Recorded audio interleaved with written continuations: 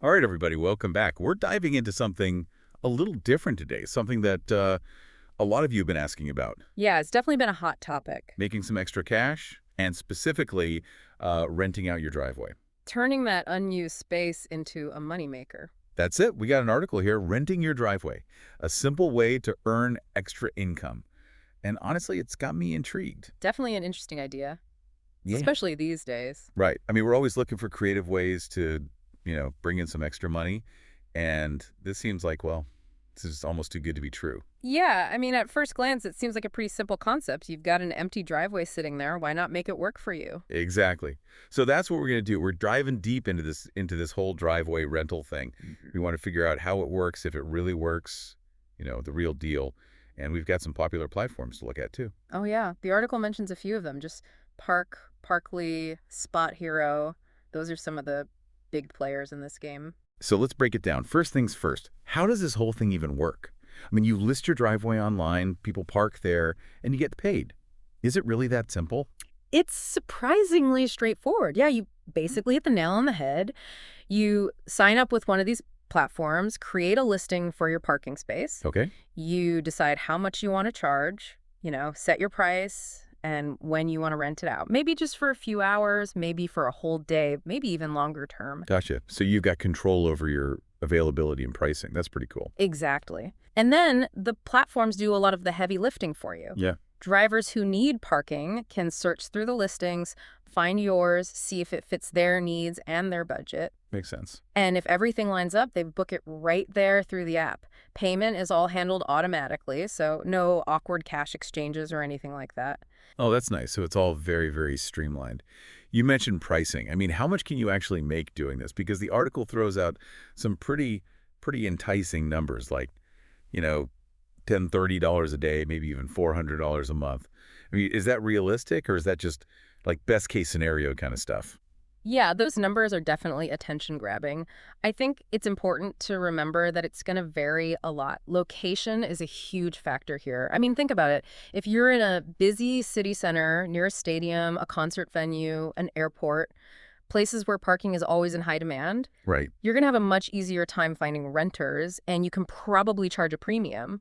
But if you're in a quiet suburban neighborhood, you're not going to see that kind of demand. So the earning potential there is going to be much lower. Yeah, that makes sense. Supply and demand, right? Exactly. Uh, It's also about timing. If you can rent out your space during peak times, like, say, a big game day or a concert, or even during holiday seasons when parking is scarce, Yeah. that's when you can really capitalize on that high demand and maximize your earnings.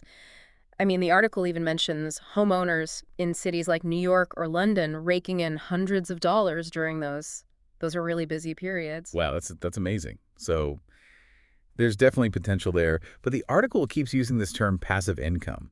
And that kind of makes it sound like you just list your driveway and then money just magically appears in your bank account.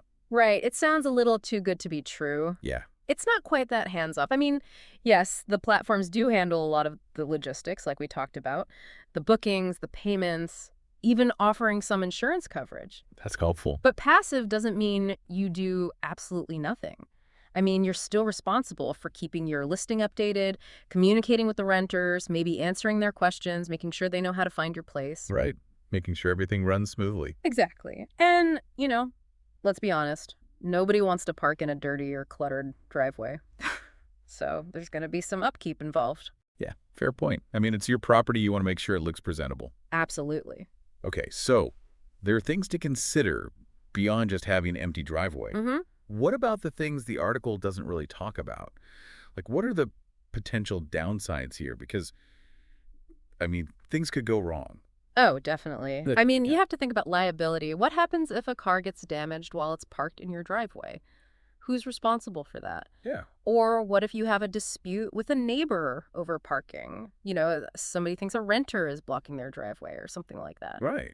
I hadn't thought about that. Those are real possibilities, and while the platforms do offer some protection, it's important to look into your own insurance coverage, maybe talk to your insurance agent and make sure you're fully covered. Okay, good to know. And it's worth checking local regulations too. Oh, right. Some areas might have restrictions on short-term parking rentals, or maybe your homeowners association has rules about it. It's better to be safe than sorry, and do your research beforehand. Yeah, that's really great advice. So we've talked about the mechanics, the earning potential, some of the potential downsides. I mean, overall, what's your take on this whole driveway rental thing as a side hustle? Well, I think if you've got the space and it's in a good location, a high demand area, there's definitely potential there, but it's not a get rich quick scheme. Right. It takes some effort, it takes some research, it takes some planning to make it work. So it's not just about having a driveway. It's about understanding your market, understanding the demand, being aware of the potential challenges, Yeah. and really weighing those potential rewards against the effort involved. Exactly. You got to do your homework, research the platforms, understand the local market, factor in those hidden costs and the time commitment. Absolutely. And for those of you listening, that's the key takeaway here. Think about it. Would this work where you live? Are there any unique factors you need to consider that maybe we haven't even touched on? It's all about being informed. Maybe a little unused space can really become a source of income, but it's about making those informed choices. Couldn't have said it better myself.